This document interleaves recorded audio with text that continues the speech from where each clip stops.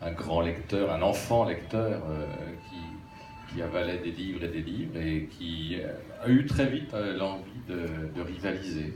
C'est tout. J'étais peut-être une sorte de petit compétiteur, mais pas forcément à la course à pied, mais à l'écriture. Je trouvais que ceux qui écrivaient me donnaient envie d'écrire aussi, et aussi bien qu'eux de préférence, ou aussi vite qu'eux. Alors vous êtes un passionné de Claudel et de Louis-Ferdinand Céline. Ça se retrouve pas trop là, parce que là j'ai plus l'impression qu'on est sur du Victor Hugo, sur du Balzac. Enfin on en parlera tout à l'heure, il y a une ambiance quand même très 19e siècle. Hein.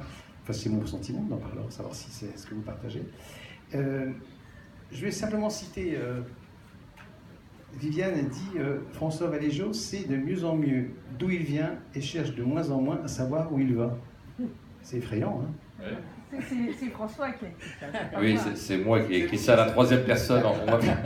On m'avait demandé de présenter ça. Il y avait une première version, puis il y en a eu une deuxième où justement je me suis dit que la liberté, c'était précisément de ne pas savoir où on va et donc d'aller, d'avancer sans chercher à savoir si ça avait des conséquences.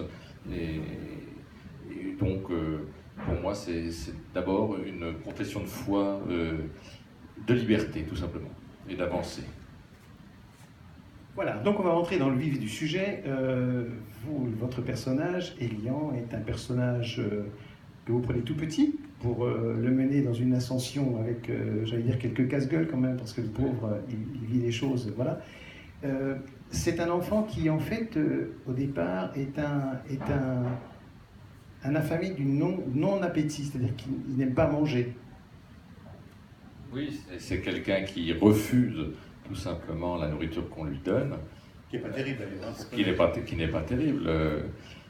Je reconnais avoir mis un peu de ma propre personne dans ce détail, même si ça n'a rien d'autobiographique, mais au moins quelques détails sont forcément empruntés à la vie et à ma vie en particulier.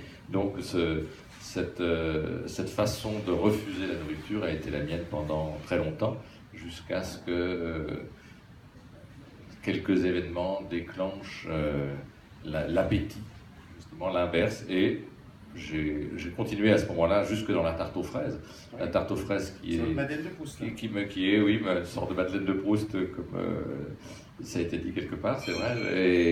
Et je crois que j'ai renversé ma vie à ce moment-là, et donc c'est quelque chose qui ensuite, pour moi, s'est effacé. Mais dans ce livre, j'ai eu l'envie de reprendre cette affaire de nourriture, parce que je suis devenu après coup un passionné de cuisine, tout simplement, et non seulement de manger, mais de pratiquer aussi la cuisine. Enfin, c'était ça qui devenait une sorte de petit enjeu, et pour moi, travailler la nourriture, c'était une forme de création, au même titre que l'art romanesque, et je crois que ce cheminement parallèle nourrit le livre. Alors,